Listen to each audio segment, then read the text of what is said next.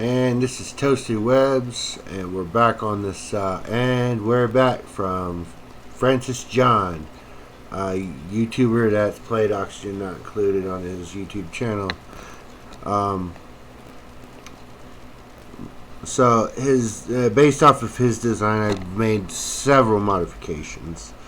So we're gonna go into the into what's going on with the reactor right now. It is currently refuel disabled. It's not going to be refueled. So and it's got a long way to go before it decides it doesn't want to be hot anymore. Well, while we got that going on, which that's going to take a lot of time, it's not going to be on this video. I gotta explain the automation. Apparently we've got the first trigger going on here. So if the reactor goes above, if all the steam goes above a certain point, it will trigger this trigger, which above. Yeah, it will trigger that trigger, which will start adding more water into the reactor automatically. So right now it's keeping it at 13.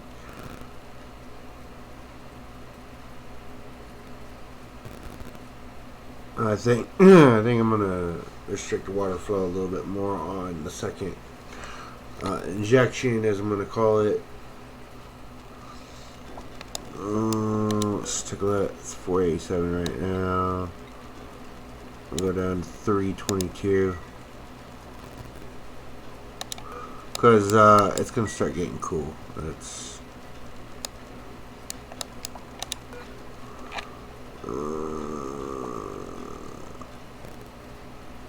yeah. And then this will add another 400 to the reactor if that second one turns on at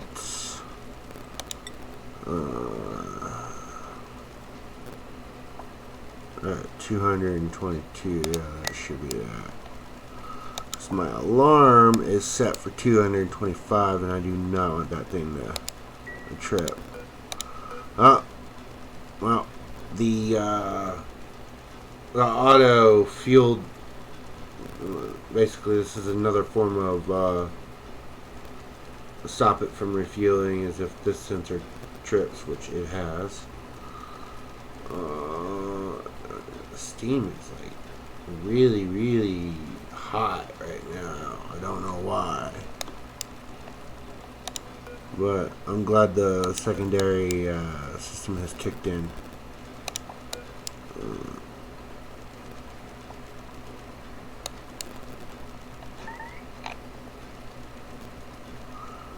1500, between 14 and 1500 it is fine. When that other one kicks in, it'll be able to cool it down a little bit more. And with all that water running into it, it shouldn't overheat whatsoever at all. Now down here I've got some sensors to detect nuclear fallout. So and then it'll automatically start purging it out of the system, but leaving the steam behind. It'll drop the steam off here before it goes up. Actually, do I have that system online right now? Yes, I do.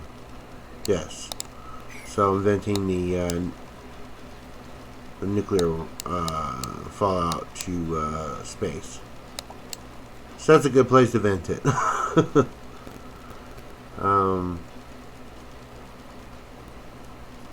And I've already seen this thing kick on once, so let's take a look at automation one more time. Yes, here it is. So you'll notice that I've added these, and I don't, these are just here to just leave it on, because I'm not worried about it right now. So but these will trigger at different temperatures. And let's take a look at this one down here. This one will trigger at 160, this one 170, and that one at 180. And then they all slowly start firing up from there on. But these stay on all the time. Even when it's cooling down, then you'll see these stay on the longest. I don't know how many cycles it'll take to cool down. Not worried about that at the moment. I'm not ready to make that video yet. I think I'm actually going to do that on a live stream when it comes time. That's what I'm going to do.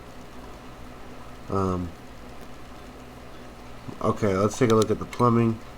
Not much going on with the plumbing. It's got nuclear fallout running through or what is it? Is that nuclear fallout? Nuclear waste. Yeah, it's got nuclear waste running all the way throughout the reactor, just to keep everything hot. It even goes down here and collects heat and then sends it right back on up. And this is its first stop, second stop, third stop. And then it goes up here, visits the reactor, and then fourth, fifth, and sixth. It's actually an interesting design that Francis has come up with, and I would fully intend on building off of that design. Now let's go back into the plumbing so I can. Okay, it's a fully closed system now. There's no developer water injection system anymore. We're getting water straight from the tank. And then, of course, that's my drain mod. It makes physical sense. You know, if I'm thinking, it satisfies my laws of physics that I like to enjoy, which is the law of physics. Sometimes I'll break it, but this time on that one I didn't need to. But anyway, it's holding back all this water, this devices. Now, when this goes below 3%, that's when that'll start kicking on. But I don't think it'll fall below 3% ever again. And then this is needed to basically help start up the reactor. It's got enough water in there to do that. Now, if it needs to remove steam, this is no longer hooked up to this. I've got these two disabled. In fact, what will happen is, let's go back and look at the plumbing.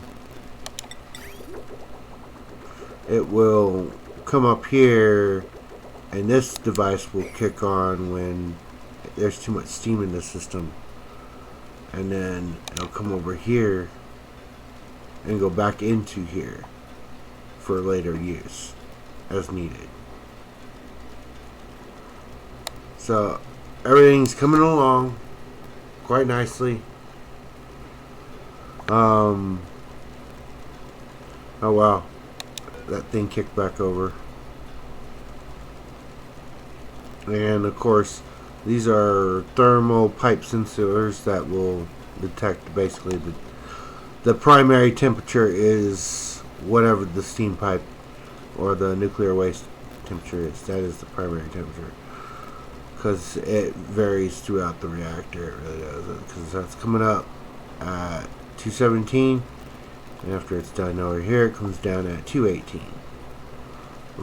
But it keeps the temperature even in here, which is what I want to do. And let's see here. Yeah. If that's under 1,000 grams, then this thing kicks on, which is connected to this thing, and then it will start dropping water towards the bottom, because the bottom is like the hottest part of the reactor. only because of the water coming out at that, or the nuclear waste, whatever, is coming out at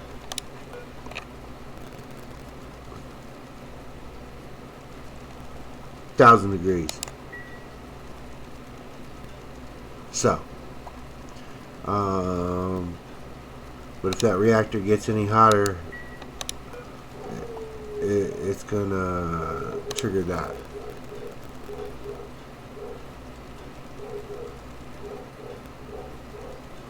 Anyway, that's all for right now.